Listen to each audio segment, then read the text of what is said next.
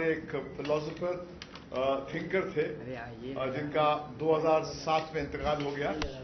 I met him years ago. He also was once in the entertainment world, and I have known him from a very long time. And one day he came to me and said that he and Kunal were making a film about the Mango Girls.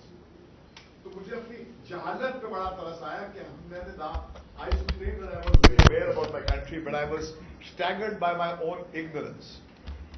और जब भी आपको कोई अपनी जहालत से का सामना कराए तो उससे गले लगाना चाहिए, उसके पांव छूना चाहिए, क्योंकि आप अक्सर हमारे इग्नोरेंस से बचते हैं. और अगर ज्ञान कहीं पर बसता है तो पहले आपको मानना पड़ता है कि आपको किसी उस चीज का इल्म है ही नहीं. और जब आप उसको मान लेते हैं तो सामने वाला आपके अंदर वो सारे इंफॉर्मेशन को डाउनलोड करता है जिसकी आपको जरूरत है. तो मुझे लगा कि ये बार बार ऐसा क्यों होता है कि it always takes an outsider to tell you about a burning problem that is concerning you. It was Triku the Hijra who came and told me about the female infanticide issue which was playing out in Mumbai. It took Robert, my friend, who came from America, and Kunal, who was an outsider, to make me aware about this issue about the Mango Girls and how brilliantly they're tackling this. So Bob, first to you.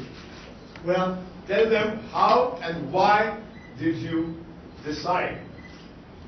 Bob is 83 years young. 85 years young. Now, at the age of 85, to come from the affluent land of the United States, he lives in a place, he used to live in a place called the Bay Area in San Francisco, which is the most luxurious place you can imagine. वहां से निकल कर आना यहाँ पर हिंदुस्तान में और यहाँ पर इस इशू से जूझना वाकई कुछ तो होगा इनके दिल में जिसने उन्हें जोड़ा होगा. So what made me come to India?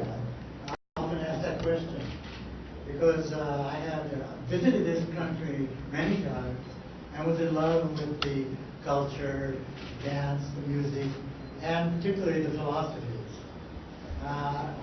If you are interested in what I think about all that, I wrote a book called God and Incarnate. You can go and Google it, and it's a synopsis of the book there.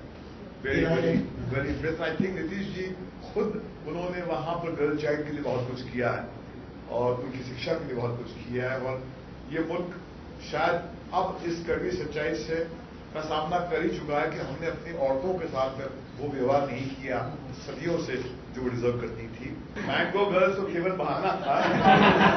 दरअसल आप लोग सब ये सवाल के जवाब जानना चाहते हैं क्योंकि आपके एडिटर ने कहा होगा भैया जाके ये सवाल मैंगो गर्ल की स्टोरी चले ना चले ये हमारी असलियत कुछ यही है. और मैं आपसे क्यों शिकायत करूं, आप भी उसी समाज का हिस्सा है. देखिए, मेरा ये मानना है कि अंडरवर्ल्ड का जो एक आतंक है कुछ नया नहीं है बॉलीवुड के लिए. हमारे अपनों को हमने मरते हुए देखा है यहाँ मुंबई के सड़कों पे. गुलशन कुमार जी की हत्या हुई थी दिन दहाड़े और हमारे अपने ही पकड़े गए थे.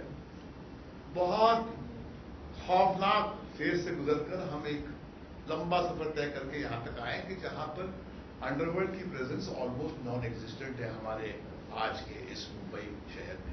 जैसे इम्यून सिस्टम जब आपका वीक हो जाता है तो बीमारियां जो है जाती हैं. तो उन्होंने कहा कि बिल्कुल चिंता की जरूरत नहीं है. कुछ बड़ा चढ़ा के हमारे मीडिया के भाई जो हैं ये खबर को बता रहे हैं, ऐसी कोई बात है नहीं है. मैं आपको विश्वास दिलाता हूं. तो भाई मैं अपने कान से हमारे होम मिनिस्टर आर पाटिल की बात सुनकर ही आपसे कह रहा हूं ये कोई गेस वर्क है नहीं. ये मुझे लगता है कि सिनेमा इंडस्ट्री में जो पैसा है compare to the other industries अब भी बहुत कम है.